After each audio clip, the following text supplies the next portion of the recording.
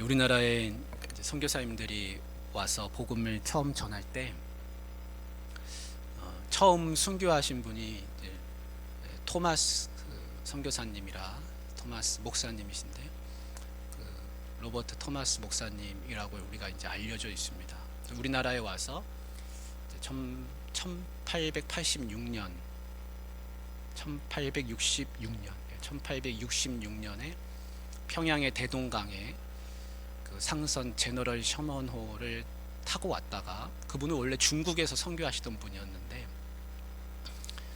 이제 조선에 복음이 아직 들어가 있지 않다는 것을 알게 되고 성경을 와서 반포하기도 하고 접경 지역에서, 그러다가 이제 평양에 그 제너럴 셔먼호를 타고 들어오게 됐습니다. 그 배는 미국 배지만 사실 그 토마스 목사님은 영국 분입니다. 영국에서 파송을 받고 중국에서 활동하다가 이제 우리나라에 들어오게 됐는데, 들어와서 바로 순교 당했습니다. 그래서 우리가 알기로는 그 대동강에서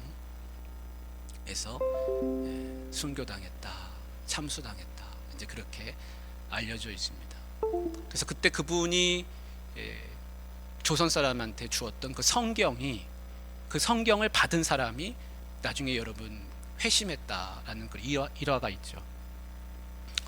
그리고 그 성경을 벽지로, 종이가 뭐 너무 귀하던 시대에 그 책이 좋으니까 그걸 이제 집에 방에다가 이제 벽지로 발랐었는데, 그거를 읽고 또 회심한 사람도 있고, 그래서 그분은 들어오셔서 그렇게 순교당하고 우리 조선 땅을 제대로 밟지도 못하셨지만, 그러나 그분이 뿌린 씨앗은 지금까지 있습니다. 그분이 이전에는 그렇게 오셔서 선교하신 분이 없었다는 겁니다. 근데 그분이 처음 문을 열게 됐습니다. 처음 와서 문을 연다는 거는 굉장히 어려운 일입니다. 그거는 죽을 수도 있고 또 목숨을 걸고 하는 일이고 큰 어려움이 있습니다. 큰 용기가 필요합니다. 베드로가 로마 사람을 만나가지고 로마 사람한테 복음을 전한다고 하는 거는 베드로는 상상도 해본 적이 없을 겁니다. 가서 사마리아 사람한테 복음 전하는 것도 꺼려지는데 어떻게 로마 사람한테 복음을 전하겠습니까? 그러니까 내 힘과 내 능력과 내 의지와 내 생각으로는 능력도 없을 뿐만 아니라 상상도 할 수 없고, 내가 전한다 한들 저 사람이 들을 생각도 없을 것이라 그렇게 생각할 수밖에 없는 겁니다. 처음에 문을 연다는 것은 내 힘으로는 정말 어려운 일입니다. 근데 그 일이 이루어지는 겁니다. 그 일이 이루어졌습니다. 그게 오늘 나오는 이제 이야기인데, 아직은 베드로가 고넬료를 만나기 전이지만 그 만나기까지의 과정을 성경은 아주 상세하게 기록해 놨습니다. 이걸 왜 그렇게 상세하게 기록해 놨냐면 베드로의 힘으로는 할 수 없기 때문에 그렇습니다. 그럼 누가 하시는 겁니까? 여러분, 이거는 하나님이 하시는 일이라는 것을 우리가 너무 잘 알 수 있습니다. 오늘 읽은 말씀이 그걸 증거하고 있습니다. 이건 사람이 가서 내가 로마 사람한테 복음을 전해야겠다, 가서 전한 게 아니라는 겁니다. 이건 누가 하고 계십니까? 하나님이 하고 계시는 겁니다. 그렇기 때문에 이 하나님의 역사를 성경이 잘 아주 상세하게 기록을 해놓고 있습니다. 그래서 이 말씀을 보면 지금 이 시대에도 똑같습니다. 내가 도저히 상상할 수 없는 일, 나는 도저히 그렇게 할 수 없을 것 같은데 하나님은 그 배후에서 어떻게 일하시는가, 그걸 우리가 상상해 볼 수가 있습니다. 1절 말씀을 같이 한번 읽어보겠습니다. 1절 시작이 이렇습니다. 가이사랴에 고넬료라 하는 사람이 있으니 이달리아 부대라 하는 군대의 백부장이라. 이제 이렇게 고넬료를 소개하고 있습니다. 그 당시에 헤롯 대왕이 이 가이사 아구스도, 그러니까 로마 황제가 가이사잖아요. 그 가이사를 위해서, 황제를 위해서 내가 황제한테 이렇게 충성합니다. 여러분, 헤롯도 여러 사람인데 헤롯 대왕은 예수님 태어날 때 아기 예수님을 죽이려고 했던 사람이 헤롯 대왕입니다. 그 헤롯 대왕이 나는 로마 황제한테 이렇게 충성하는 사람입니다를 좀 과시하고 싶어가지고 그 해안에다가 도시를 아주 멋지게 지었습니다. 그래서 이름이 이제 가이사랴입니다. 그러니까 우리가 지난 시간에도 말씀드렸지만 이 해안 쪽으로는 이방인들이 많다고 말씀드렸죠. 가이사랴는 로마 사람을 위한 도시입니다. 그러니까 거기에 로마에서 온 군대가 와서 주둔을 하고 있는 겁니다. 그래서 오늘 말씀해 보면 이달리아라고 하는 군대가 나오잖아요. 가이사랴에 이달리아 부대라 하는 이렇게 나옵니다. 이 부대라고 하는 말이 그 부대의 편성 규모를 알려주고 있습니다. 그래서 약 1000명 단위였다고 합니다. 1000명 단위. 600명에서 1000명 단위. 그러니까 큰 군대가 와서 지금 주둔을 하고 있는 겁니다. 로마 사람들이 와서 이 지역을 다스리기 위해서 행정 중심 도시를 하나 만든 겁니다. 우리 세종 복합도시 세종시처럼 그렇게 이제 지금 도시 하나를 만들었는데 거기에 이달리아라고 하는 부대가 와서 주둔하는 겁니다. 이달리아 발음이 이탈리아잖아요, 그죠? 그 이탈리아 본국에서 온 겁니다. 부대도 여러 종류가 있었다 그래요. 그러니까 로마 식민지가 워낙 방대하고 크니까 식민지 사람들을 모아가지고 만든 군대도 있고 여러 가지 조합을 했는데 가장 훌륭한 군대는 어디 군대냐? 로마 본토에서 나온 군대입니다. 그러니까 가이사랴가 그렇게 중요한 도시였던 거죠. 그래서 로마 본토에서 파견돼 나온 한 1000명 단위 되는 그 규모의 부대가 와서 주둔하면서 행정을 보는 겁니다. 그러니까 고넬료는 어디 사람입니까? 어디에서 왔겠습니까? 로마에서 왔습니다. 로마에서.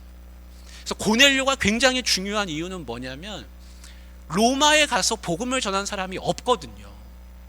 성경에는 아무도 로마에 가서 복음 전한 사람이 없습니다. 근데 우리가 성경을 읽다 보면 로마에 교회가 있다는 것을 알 수 있습니다. 왜냐하면 로마서가 있잖아요. 사도 바울도 로마에 가기 전이었거든요. 근데 이미 로마에 교회가 있더라는 겁니다. 그럼 로마의 교회는 도대체 어떻게 생겼을까? 누가 가서 전했고? 그런 걸 우리가 많이 추측해 봅니다. 근데 추측해 보기는 로마 사람들 중에 이 예루살렘에 와서 순례했던 사람들 중에 예수님 믿어서 간 사람도 있을 수 있고, 또 이렇게 추정해 보기는 바로 이 고넬료가 로마 사람이거든요. 그러니까 군인이기 때문에 그가 여기저기 돌면서 이제 근무를 했을 텐데 언젠가는 그 로마 자기가 나온 그 지역으로 돌아가겠죠. 그래서 고넬료가 예수님을 믿었다고 하는 것은 로마에도 로마 사람이 본토 사람이 예수님을 믿게 됐구나. 그걸 우리가 나중에 이제 생각해 볼 수가 있습니다. 여러분, 고넬료가 어떤 사람이었을 것 같습니까? 고넬료 굉장히 중요한 사람입니다. 백부장이라고 나왔습니다. 근데 보병 중에 이제 100사람을 거느리는 사람 아닙니까? 그러니까 장교입니다. 근데 그 장교 중에서도 이제 엘리트 장교예요. 뿐만 아니라 여러 지역을 돌아다닙니다. 그러니까 그 마음속에 어떤 생각이 있겠습니까? 내가 언제 어디 전투에 나가서 백부장은 로마 군인들 중에서 가장 실전 경험이 많은 사람들이 백부장이라 그럽니다. 왜냐하면 실전에 가서 실제 전투를 해야 되고 그런 일을 해야 되기 때문에 실전 경험이 많았다는 것이죠. 그래서 엘리트 장교들입니다. 근데 언제 어디 가서 싸우다가 어떻게 될지 모르고 여러 주둔지에 다니다 보면 무슨 일을 또 겪게 될지 모르니까 그 고넬료 마음속에 뭐가 있었겠습니까? 늘 불안함이 있겠죠. 내가 군인이고 목숨을 걸고 싸워야 되는 사람이고 또 나라를 위해 충성해야 하는 사람이고, 그러다 보니까 마음속에 여러 가지 그런 의지하고 싶은 마음이 있었을 겁니다.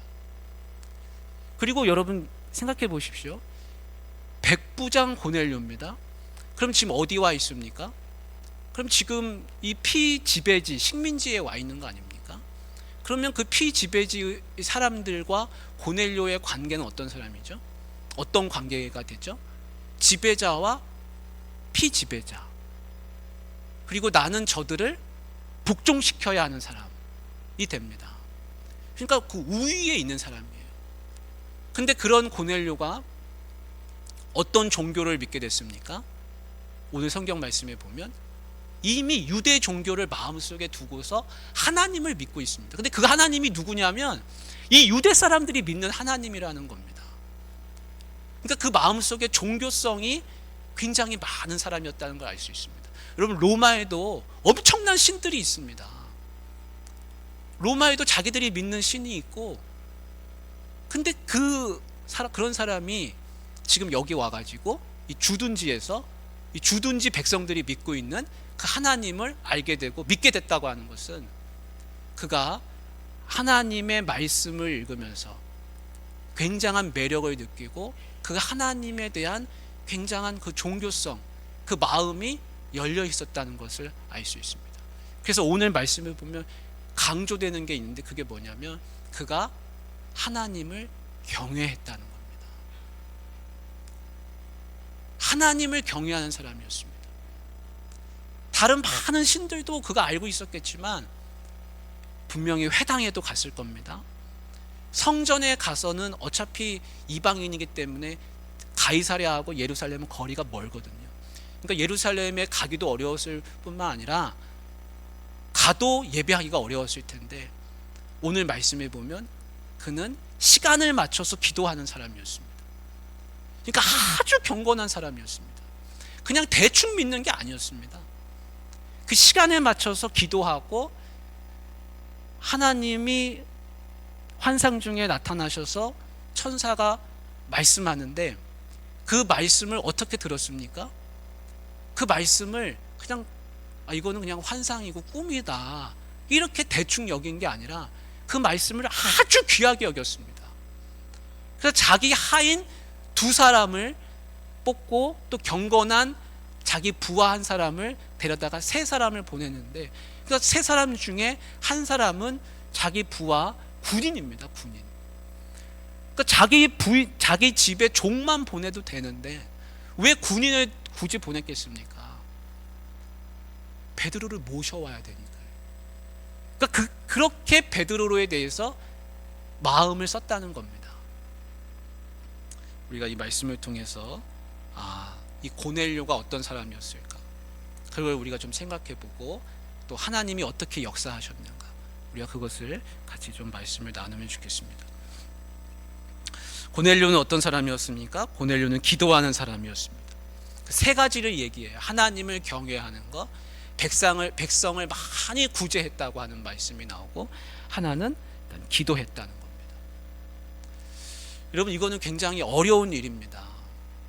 왜냐하면 로마 사람이 와서 그 백성들을 구제했습니다. 구제. 하나님은 믿을 수 있어요. 유대 사람들이 어떤 하나님을 믿나, 어떤 신을 믿나 궁금해서 한번 알아봤더니 그 말씀이 너무 묘하고 신기하고, 그리고 읽으면 읽을수록 마음에 와닿고, 그래서 하나님을 경외할 수는 있습니다. 종교성이 있으니까. 근데 거기서 그친 게 아니라 뭐 했습니까? 백성을 많이 구제했습니다. 이거는 정말 어려운 일입니다. 왜냐하면 지배자와 피지배자 사이 아닙니까? 근데 그 백성들을 내가 사랑했다는 겁니다. 그 두 가지가 있어요. 하나님을 경외했다는 것은 고넬료가 하나님을 사랑했다는 거고, 구제했다는 것은 그가 백성들을 사랑했다는 겁니다. 그러니까 단순한 군인이 아니었어요. 와서 이 백성들을 사랑하는 사람으로서 고넬료는 살고 있었다는 걸 알 수 있습니다. 그리고 그의 신앙이 단순히 머릿속에 있는 신앙, 그런 신앙이 아니었다는 거죠. 구제는 뭡니까? 구제는 손발이 움직여야 구제를 하거든요. 실천하는 신앙 생활을 했다는 겁니다. 그러니까 고넬료는요, 보통 사람이 아닙니다. 아마 하나님이 쓰시기 위해서 특별히 선발한 사람이 아닐까 생각될 정도로 그의 모든 성품이나 그의 하는 일이나 이런 것을 봤을 때 보통 사람이 아니었다는 것을 알 수 있습니다. 그래서 기도는 하나님과의 소통, 구제는 사람들과의 소통인데, 이것을 이 고넬료는 다 하고 있었습니다.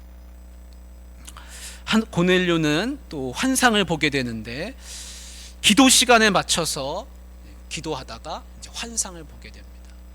그래서 오늘 말씀해 보면 9시, 9시쯤에 돼서 기도할 때였습니다. 오후 3시경입니다. 오후 3시경이면은 예전에 베드로와 요한도 그 오후 3시경에 성전 미문에 지나다가 성전에 기도하러 갔다가 안진뱅이를 고치지 않습니까? 유대인하고 똑같이 기도하고 있는 겁니다. 근데 기도하는 중에 이제 하나님이 찾아오십니다. 찾아오셔서 고넬료에게 하는 말씀이 이렇습니다. 뭐라고 말씀합니까?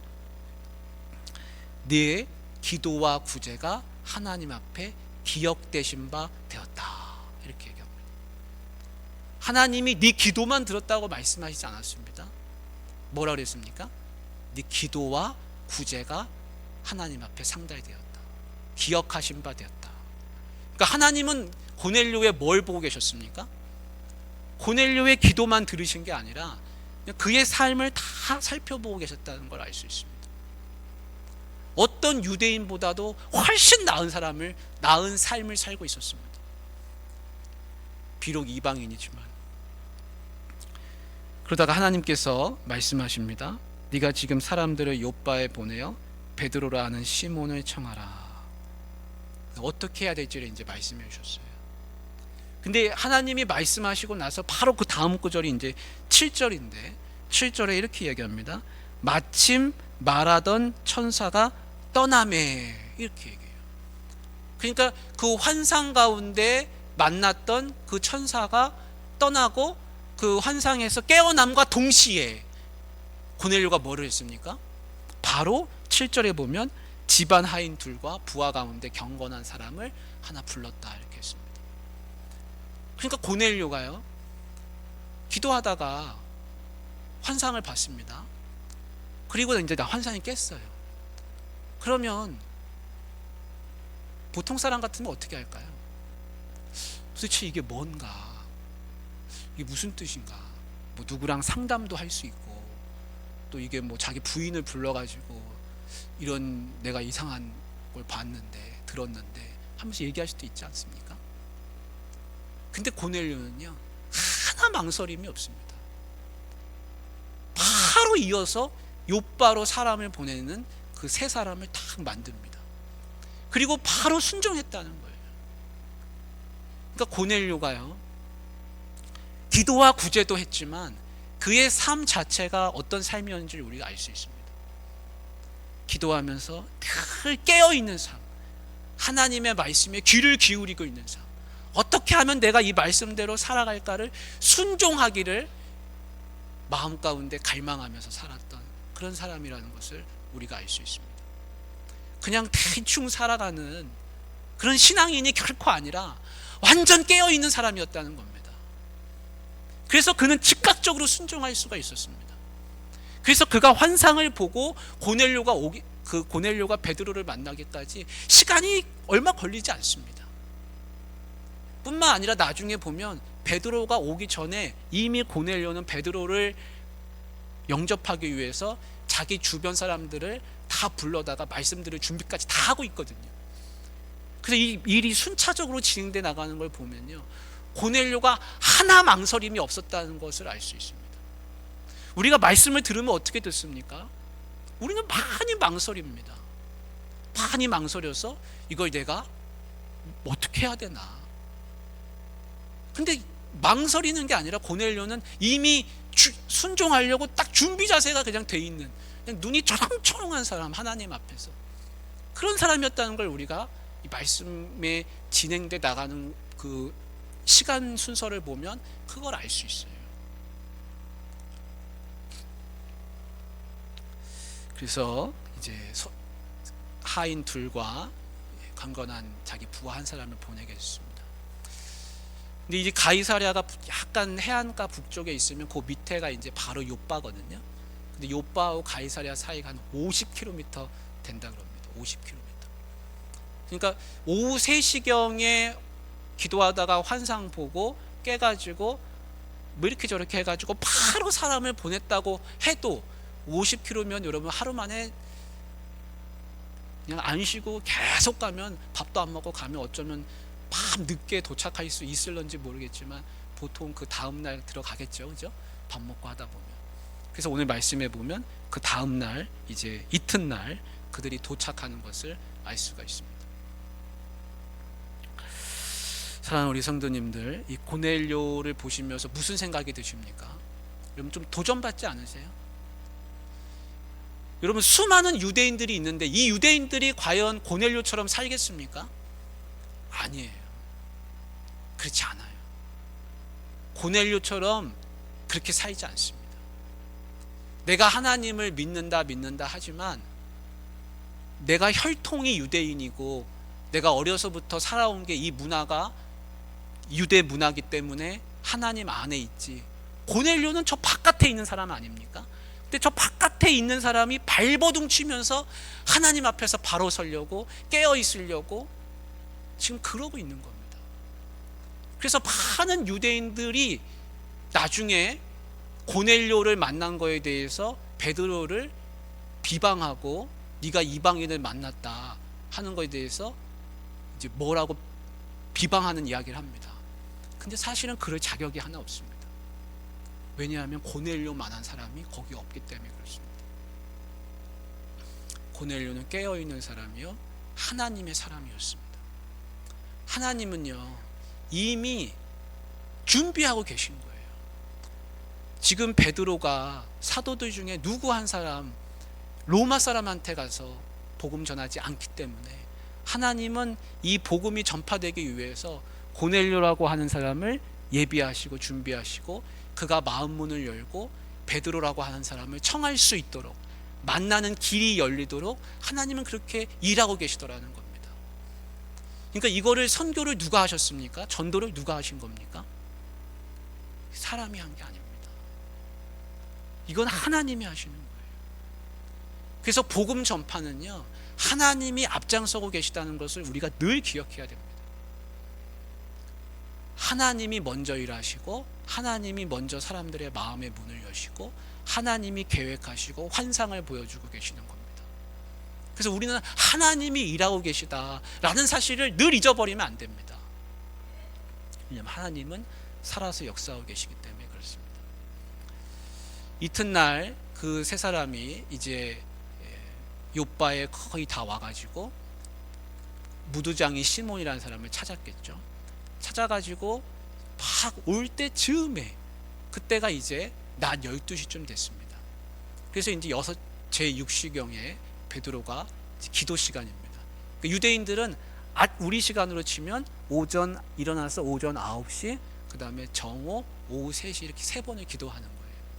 근데 정오에 베드로가 기도하고 하려고 올라가서 기도하는데 하나님이 그에게 뭘 보여주십니까? 환상을 보여주세요. 근데 그 환상이 지금까지 베드로가 살았던 모든 것을 다 뒤엎는 환상이었습니다. 그건 우리가 잘 아는 것처럼 하늘에서 이제 그릇이 내려오는데 그 그릇에 온갖 짐승들이 뭐 다 들어있는 겁니다. 뭐 기는 것도 있고 별의별 게 다 들어있습니다. 근데 하나님이 베드로야 일어나 잡아먹으라. 하나님 내가 이런 것은 절대 먹은 적이 없습니다. 그러니까 하나님이 또 말씀하세요. 내가 내가 거룩하다고 한 것을 네가 속되다고 하지 말아라. 한 그렇게 말씀하시는. 근데 이 말씀이 베드로가 잘못 들은 줄 알았는데 3번이나 똑같이 말씀하시는 겁니다. 여러분 베드로는요 지금까지 고기 잡고 살았습니다. 그러면 지금까지 뭐 한 사람입니까? 생물을 만진 사람이에요. 생물. 그죠? 생물을 잡아가지고 그 생물을 팔든지 먹든지 한 사람입니다. 그러면 갈릴리 호수에서 온갖 것들이 다 잡히지 않았겠습니까? 그때마다 그럼 뭐 했겠습니까?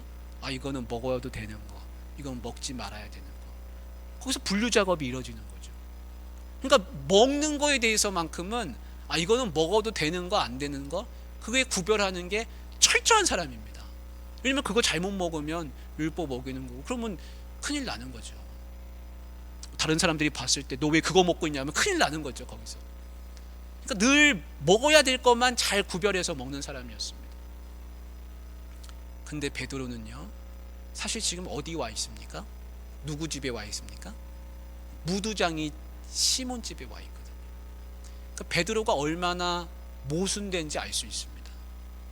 자기가 먹는 거는 그렇게 구별할 줄 알면서도요, 어디 와 있어요? 무두장이 집에 와 있는 거예요. 그 무두장이는 뭐 하는 사람입니까? 동물을 잡아가지고 가죽 벗겨가지고 그 가죽을 말려서 여러 가지 뭐 가공을 하는 사람이거든요. 그러면 자기가 진짜 율법을 지키는 유대인이라고 한다면 그 무두장이 집 시몬 집에 가서 유숙하면 됩니까? 안 됩니까? 안 되는 거예요. 왜냐하면 율법에는 동물의 사체는 가까이 하지 못하게 돼 있거든요. 그러니까 무두장이 집에 들어갈 수 없습니다, 사실은. 근데 왜 들어갔을까요? 무두장이 시몬이니까. 시몬 유대인이지 않습니까? 그러니까 한쪽으로는 동물의 사체를 만지면 안 된다고 하는 율법은 어기면서요, 이 사람은 혈통적으로 유대인이니까 괜찮다고 하고 또 지내는 겁니다. 그러니까 이 얼마나 이율배반적인지 알 수 있습니다. 율법을 지키면 지킬수록 율법은 이율배반적이 될 수밖에 없습니다. 왜냐하면 내가 지키면 지킬수록 못 지키는 게 자꾸 생겨요. 지금 이 베드로가 딱 그렇습니다. 그래서 베드로가 나 그 그릇에 있는 거 못 먹습니다. 하지만 사실 그는 먹는 것은 자기가 그렇게 철저하게 지키려고 하는 것 같지만 사실은 또 다른 율법은 어기고 있는 겁니다. 그러니까 율법은 뭐를 얘기해 주냐면, 율법은 네가 잘 지키면 구원받는다 이걸 얘기해 주는 게 아니라, 율법은 네가 의롭게 될 수 없다라는 거를 깨우쳐 주는 겁니다. 그래서 베드로는 하나님, 내가 이거 못 먹습니다. 아니다. 내가 거룩하다고 한 걸 네가 속되다고 하지 말라. 거기서 이제 이게 도대체 무슨 뜻인가 이렇게 생각이 됩니다. 하나님은요, 먼저 이 베드로의 마음의 문을 바꿔주세요. 마음의 문을 열어주세요. 그래서 마음을 바꿔주십니다. 하나님도요, 우리를 통해서 일하실 때 마음을 먼저 바꿔주시는 것을 많이 하십니다. 마음이 먼저 바뀌어야 됩니다. 베드로가 마음 문이 바뀌지 않으면 밑에서 그 사람들이 아무리 부른다 한들 만날 수 있습니까? 없습니까? 못 만나요. 왜냐하면 이방인이기 때문에. 들어와서 유숙하라, 오늘 말씀이 그렇게 끝나는데 그렇게 못합니다. 왜냐하면 이방인과 함께 집에서 거할 수 없거든요. 근데 하나님이 먼저 베드로의 마음 문을 싹 바꿔주시는 거예요. 이게 하나님이 일하시는 방법입니다. 하나님 우리 일을 어떻게 일하시는가? 하나님이 우리의 마음을 계속 바꿔주세요. 마음의 문을 더 열어주십니다. 무슨 일을 하든지 하나님의 일을 하는 사람들은요, 하나님이 마음을 다 바꿔주세요. 그래서 마음의 문을 계속 열어야 됩니다. 하나님, 내 마음을 열어주세요. 나를 바꿔주세요. 자기 고집만 계속 피우는 사람은요, 하나님의 일을 절대 못합니다. 하나님, 저는 이거 못 먹습니다. 하나님, 저는 이방인을 드릴 수 없습니다. 만날 수 없습니다. 그 계속 고집하면요, 일이 안 되는 거예요. 근데 하나님은 그의 마음을 고쳐주시는 거예요. 그래서 하나님의 일을 하는 사람들은요, 마음을 계속 열어야 됩니다. 내 생각을 계속 고집하면 하나님의 일을 결코 할 수 없습니다.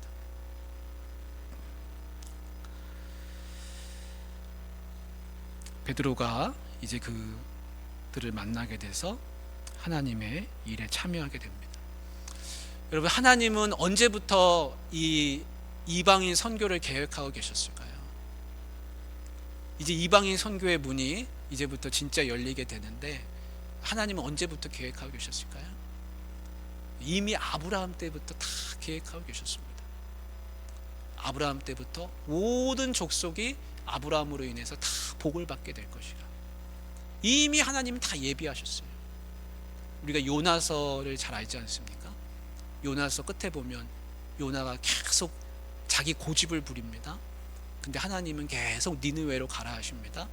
니느웨로 가라 하시다가 맨 마지막에 끝나는 말씀이, 내가 어떻게 이 성읍을 아끼지 않게 했느냐. 이 성읍에는 12만 명이나 되는 사람이 있고 가축도 많이 있는데 내가 어떻게 이 사람들을 아끼지 않겠느냐 하는 그렇게 말씀하시거든요. 그러니까 하나님은 이방인에 대해서 결코 문을 닫지 않으시고 계속해서 문을 열고 계셨음을 알 수 있습니다. 근데 유대인들은 어떻게 했어요? 계속 문을 닫습니다. 왜 문을 닫습니까? 율법 때문에. 그 율법을 가지고 우리만 구원받는 사람이라고 계속 여기는 겁니다. 근데 그 율법으로 구원받습니까? 못 받습니까? 못 받거든요. 그래서 하나님은 율법 외에 구원의 길을 여시는데 그 구원의 길이 뭐냐면 바로 예수 그리스도십니다. 그래서 이제는 예수 그리스도가 십자가에 달려 죽으셨기 때문에 예수 그리스도를 영접하는 모든 사람은 율법이든 율법이 아니든 아무 상관없이 예수 그리스도만을 의지함으로 인해서 누구든지 구원을 받을 수 있는 길을 다 여시는 겁니다. 그래서 예수님이 죽으시면서 마지막에 하시는 말씀이 뭡니까? 부활승천하시면서 온 유대와 사마리아와 땅끝까지 이르러 너희가 내 증인되리라 하는 이야기입니다. 그래서 예수님 때로부터 시작해가지고 계속해서 복음의 문이 열려져 가는 겁니다. 여러분, 유대인들이 얼마나 자기 자신들이 율법에 갇혀 있는지를 모릅니다. 베드로도요, 이제야 눈을 뜨는 겁니다. 눈을 뜨고 이제 고넬료를 가서 만나게 되는데, 이 만남의 사건이 하나님이 온 세계 열방으로 내가 복음을 전파한다라는 것을 깨우쳐 주시는 사건이 되는 겁니다. 그래서 이 백부장 고넬료 사건을 통해서요, 이 사건을 분기점으로 해서 이제는 길이 열려져 가는 겁니다. 사랑하는 우리 귀한 성도님들, 백부장 고넬료처럼 살아가실 수 있기를 바랍니다. 백부장 고넬료처럼 하나님을 경외하시고 기도의 삶을 살아가시고 많은 구제를 하시고 하나님과 교통하시고, 그러면 내가 백부장 고넬료처럼 쓰임받는 줄 믿습니다. 백부장 고넬료의 집이 나중에는 이제 교회가 되는 거예요. 그리고 그 백부장 고넬료가 로마로 돌아갔다는 이야기는 없지만 추정컨대는 로마로 돌아가서 또 로마에서 교회를 이뤘을 거다라는 것을 우리가 생각해 보게 됩니다. 사랑하는 우리 귀한 성도님들, 내 고집대로 사는 것이 아니라 하나님이 역사하시는 대로 살아가시고 백부장 고넬료처럼 귀하게 쓰임 받으시기를 주님의 이름으로 축복합니다. 우리 같이 기도하면 좋겠습니다.